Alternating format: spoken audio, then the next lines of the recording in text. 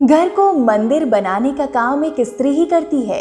एक समझदार स्त्री मकान को अपनी चतुराई, अपनी मेहनत और अपने जतन से घर बना देती है। सही मायनों में कहा जाए तो स्त्री घर का भाग्य बनाने वाली होती है। अक्सर आपने सौभाग्यशाली महिलाओं के बारे में सुना होगा। जब किसी नई बहू के घर में आने से खुशखबरी मिलती है तो लोग कहते हैं इस बहू के पैर बहुत भाग्यशाली हैं। तो वहीं किसी शुभ काम के बीच कोई अनहोनी हो जाए तो भी लोग महिलाओं को ही दोषी बना देते हैं, लेकिन ऐसा कुछ भी होता नहीं है। आज की इस वीडियो में हम आपको एक ऐसी कहानी सुनाने जा रहे हैं जिसे सुनने के बाद आप ये समझ जाएंगे कि मानव जीवन में स्त्री का क्या महत्व है और कैसे एक महिला के बिना कभी भी घर पूरा नहीं हो सकता। किसी एक गांव में 7 भाई एक साथ रहा करते थे। उनके माता पिता की मृत्यु हो गई थी। माता पिता के गुजर जाने के बाद सातों भाई बेहद कंगाली में जीवन काट रहे थे। 7 भाई होने के बाद भी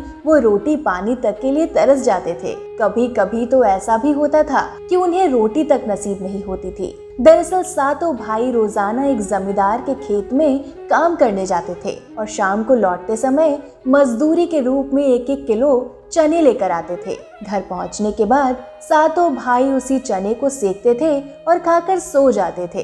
रोजाना ऐसे ही जीवन कट रहा था। सातों खूब मेहनत करते थे, लेकिन इसका उन्हें कोई खास फल नहीं मिलता था। उस गांव में एक मंदिर था जहां एक पंडित जी रहते थे। पंडित जी से सातों भाइयों की ये दयनीय दशा देखी ना गई। उन्होंने एक दिन बड़े भाई से कहा कि तुम्हारा विवाह तो हो चुका है, बहू का गौना क्यों नहीं करा लाते। तब भाई ने पंडित जी से कहा, पंडित जी खुद के खाने के तो लाले पड़े हैं, उसे लेकर तो आ जाए, लेकिन कहाँ से खिलाएंगे। तब पंडित जी ने बेटे को समझाते हुए कहा कि बेटा, स्त्री के हाथ में पुरुष का भाग्य होता है, क्या पता उसके पैर पड़ते ही तुम्हारा भाग्य पलट जाए और सब फिर बेहतर होने लगे। पंडित जी की इस बात को सुनते ही वो शांत होकर कुछ सोचने लगा। घर आने के बाद सातों भाइयों ने विचार विमर्श किया और दूसरे ही दिन बड़ा भाई अपनी पत्नी को लेकर आ गया। पत्नी को कोठरी में छोड़कर वो फिर से जमींदार के यहाँ काम करने चला गया। इस बीच नई बहू ने पूरा घर साफ सुथरा कर दिया।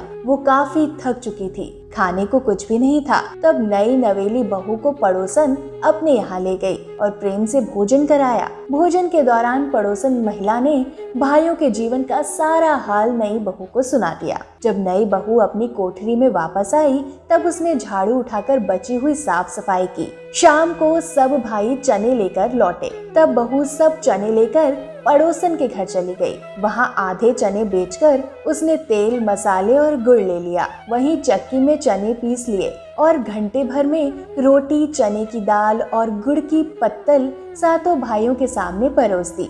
सब भाइयों की आंखें फटी की फटी रह गई, क्योंकि सातों भाइयों ने ऐसा भोजन अपने घर में कभी नहीं देखा था। दूसरे दिन फिर सातों भाई काम पर निकले। तब भाभी ने उन्हें रात की बची हुई 1-1 रोटी नाश्ते में खिला दी। सातों भाई खूब खुश हुए, क्योंकि वो पहली बार घर से नाश्ता करके बाहर जा रहे थे। अब वो रोज मजदूरी में अनाज बदल बदल कर लाने लगे। दूसरे दिन सातों भाइयों को पहली बार घर जल्दी जाने का मन हुआ।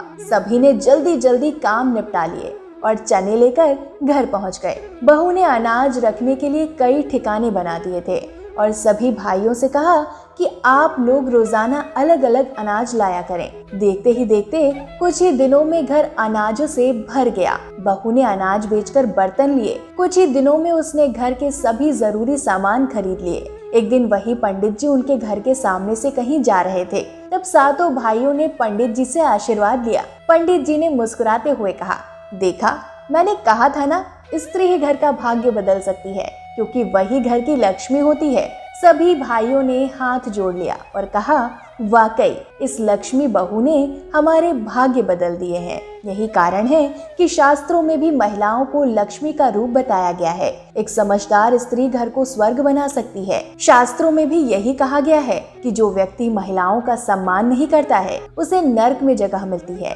साथ ही वो अपने जीवन में भी कभी यश नहीं पाता। तमाम धन दौलत होने के बाद भी वो कभी खुश नहीं रहता और हमेशा उसके जीवन में पैसों की तंगी बनी रहती है।